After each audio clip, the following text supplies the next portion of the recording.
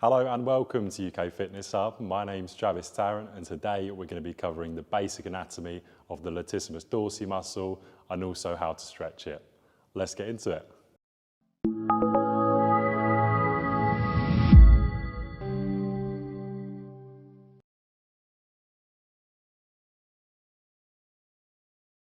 So to start off, let's talk about what the words latissimus dorsi actually mean. So latissimus means the broadest and dorsi means back. So if we put those two converted from Latin, it means the broadest muscle or largest muscle of the back. The latissimus dorsi helps in three main functions, which is extension of the arm, which is bringing the arm back. It also works in internal rotation of the glenohumeral joint, which is this. And finally, if I have my arm up and brought it down, it helps and assists in adduction. If you hear the word lats, lats is just the abbreviation of latissimus dorsi. Now, when we're stretching out the muscles of the body, it's really important that we know where they start and where they finish. And this is because if we're stretching out a muscle and we're feeling it in a certain place, we want to know that we're feeling it in the right place. So it actually inserts the lats onto the intertabicular sulcus of the humerus, which is just here. And if I turn the skeleton around, the lats is quite a bizarre muscle because it actually spans and fans right across loads of different origins. So the first one is the spinous processes of the vertebrae, T7, all the way down to L5. It also attaches onto the iliac crest and the sacrum, the lower 3 to 4 ribs, and the inferior angle of the scapula. So if you think of this small little attachment fanning out across the whole of the back, you'll often see on anatomical diagrams, if you used to go onto Google and type in latissimus dorsi muscle, you'll see a part of it that's red and a part of it that's white. And the red part is muscle fibers and the white part is fascia. So in this case, what happens is if you imagine this is the muscle fibers and this is the fascia, the muscle fibers interlink together and weave and lock in.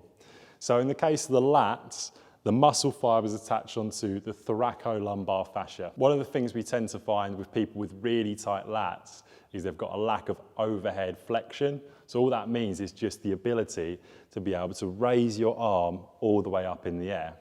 And what I'll tend to find is if somebody's got really, really tight lats, they might get to, let's say, here, or even there if it's really bad, and they can't create that extra bit of range of motion.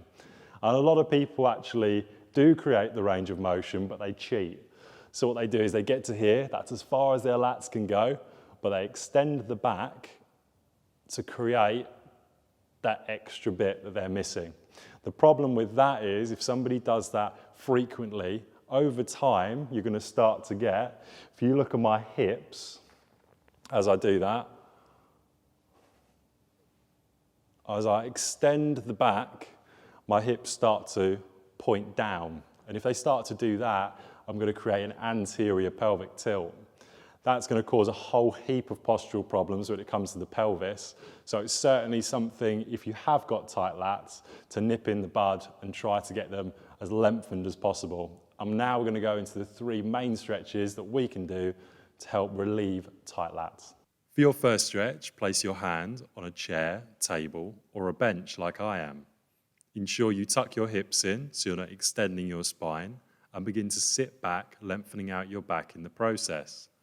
Once in this position, I want you to shift your hips to the opposite direction.